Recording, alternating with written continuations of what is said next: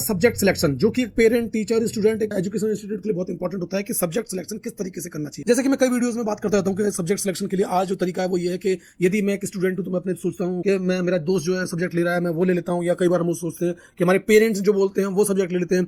कई बार हम ये बोलते हैं मतलब साइंस ही लेना है। क्यों साइंस क्यों लेना है? क्योंकि साइंस अच्छा माना जाता है। आर्ट्स लेना है क्योंकि हमारी सोसाइटी में कहते हैं आर्ट्स तो वो लोग लेते हैं जो कम इंटेलिजेंट होते हैं, ये एक ठप्पा लगा हुआ है। तो ये रिपोर्ट एग्जैक्टली बताती है कि मुझे कौन सब्जेक्ट लेना चाहिए और कौन सा सब्जेक्ट मुझे नहीं लेना है। जैसे कि अगर मैं यहाँ बात करूँ तो ग्राफ के शेप में आप देख रहे होंगे कि ये मुझे कौन सब्जेक्ट लेना चाहिए। जैसे कि अगर मान लीजिए मेरा हिस्ट्री बहुत अच्छा आ रहा है, मेरा इंग्लिश बहुत अच्छी आ रही है, मेरा सिविक्स बहुत अच्छा आ रहा है, मेरा लॉ बहुत अच्छा आ रहा है, तो इससे मुझे पता लगता है कि मुझे कौन सब्जेक्ट लेना है और कौन सब्जेक्ट नहीं लेना। अब आपको क्वेश्चन शायद ये हो सकता है कि भाई इसमें तो मैथ जैसे कमजोर आ रही है, लेकिन मुझे मैथ ही पढ़ना है। तो आप मैथ पढ़ सकते हो, लेकिन बात वही हो जाएगी कि आपको कोशिश ज्यादा करनी पड़ेगी, प्रयास ज्यादा करना पड़ेगा, ज्यादा अच्छी मेहनत पढ़ाई करनी पड़ेगी। और मेरा सवाल यहाँ ये है कि अगर वही मेहनत, वही प्रयास आप उस सब्जेक्ट में करो जो एक्चुअल आपका नेचुरल टैलेंट है, तो क्या बात नहीं बन सकती? अब पहले बात करते हैं कि सब्जेक्ट लेने का जो तरीका हमारे यहाँ अपनाया जाता है वो क्या है। पहला तरीका जो हमारे यहाँ अपनाया जाता है वो तरीका होता है, बच्चा पहले ये देखता है कि मेरे फ्रेंड सर्कल में जो बच्चे हैं, फ्रेंड सर्कल में जो फ्रेंड्स हैं, वो कौन से सब्जेक्ट्स चूज कर रहे हैं। अगर मेरे फ्रेंड ने साइंस लिया तो मैं भी सोचता हूँ कि मुझे साइंस लेना चाहिए। क्या ये सही है?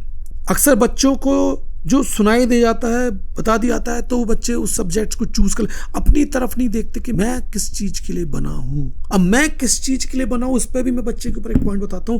अक्सर बच्चे क्या करते हैं, बच्चे सोच कि वो कभी फ्लाइट में गए या एयरपोर्ट गए, उन्होंने देखा एक पायलट को देखा कि क्या जॉब है, white dress, time to time आना, बस प्लेन उड़ाना, नीचे उतारना, अब मस्त सैलरी है, 5 स्टार होटल्स में रुकना, लग्जरी लाइफ है, क्या जॉब है, ये जॉब बढ़िया है, मुझे तो यही करना है।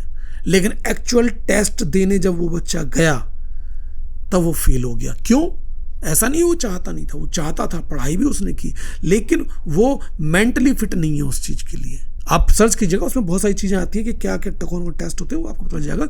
मैं ये नहीं कह रहा हूँ हर बच्चा होता है, लेकिन अक्सर केसेस में ऐसा आता है कि हमारी हॉबीज कुछ होती हैं और बनता कुछ और है। हॉबीज वो होती है जो आप टाइम पास के लिए करते हो। मुझे क्रिकेट खेलना पसंद है, इट इज माई हॉबी, लेकिन इसका मतलब ये नहीं कि मैं एक क्रिकेटर बनने के लिए बना हूं। मुझे बोलना पसंद है, मुझे समझाना पसंद है, मुझे दूसरों को इंटरप्रिटेशन करना मुझे अच्छा लगता है, तो इसका मतलब है कि मुझे काउंसलर बन सकता हूं, हो सकता है मैं काउंसलर बनाऊं, लेकिन मैं जरूरी नहीं कि मैं क्रिकेटर बन जाऊं। तो बच्चों को समझना पड़ेगा कि जो हॉबी है हमारी है, जो हमें अच्छा लगता है, वो जरूरी नहीं वो हमारा प्रोफेशन बन जाए। दूसरी बात, पेरेंट्स के ऊपर आते हैं। पेरेंट्स अक्सर ये सोचते हैं कि जो मैं नहीं कर पाया, जो मैं सब्जेक्ट नहीं ले पाया, चलो बेटा तुम ये ले लो, साइंस ले लो। पेरेंट्स के लिए, बच्चों के लिए और सोसाइटी में एक बहुत बड़ा पॉइंट है कि लेना है तो साइंस लेना है, साइंस लेना तो कुछ नहीं लेना।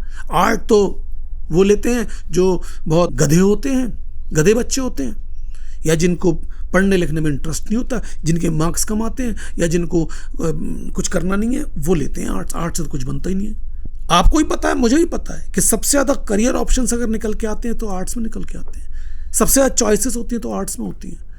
आज एक यूपीएससी का सबसे बड़ा जो एग्जाम होता है इंडिया के अंदर हमारा, वो आर्ट्स के सब्जेक्ट से सबसे ज्यादा बच्चे निकलते हैं, क्योंकि आर्ट्स में बहुत ज़्यादा सब्जेक्ट सिलेक्शंस होते हैं। और मैं कहता हूँ सब्जेक्ट सिलेक्शन ना हो, मैं किस चीज़ के लिए बना हूँ वो मुझे पता होना चाहिए। उन सब्जेक्ट्स के साथ में अगर मैं जाऊँगा तो मेरा करियर अच्छा बनेगा ना।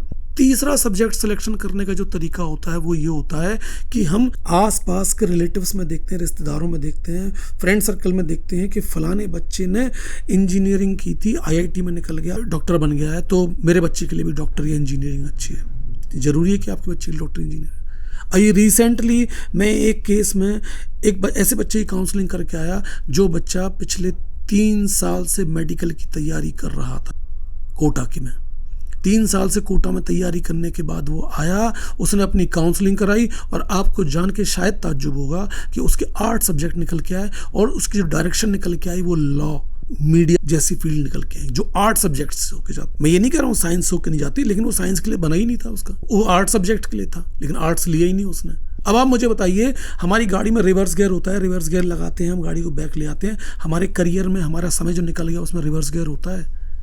उस बच्चे से पूछिए, उस बच्चे के ऊपर कितना स्ट्रेस होगा, बेचारा कितना डिप्रेशन में होगा कि उसके 3 साल जिंदगी के बर्बाद हो गए।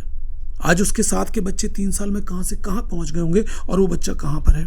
आज उसको पता भी चल गया है। लेकिन मेरे पास ऐसे कई केसेस हैं जिसमें एक बच्चा बी करके घर बैठा हुआ था, मैंने काउंसलिंग की, मैंने बताया उसको कि तुम्हारे लिए मैनेजमेंट बहुत अच्छा रहेगा, और वो बंदा आज की डेट में इंडिया से ही बाहर सेटल है। आप बताइए, बी करने वाला इंजीनियर आज मैनेजमेंट के कोर्स करके सक्सेसफुल हो गया। तो ये पता होना चाहिए मुझे। आज वर्ल्ड में टॉप 10 कंट्रीज में इंडिया आती है जहां सबसे ज़्यादा बच्चे सुसाइड करते हैं due to stress, due to educational stress. एक तो पढ़ाई का सिस्टम नहीं है, ऊपर से स्ट्रेस इतनी दी हुई है कि बच्चे की हालत खराब है।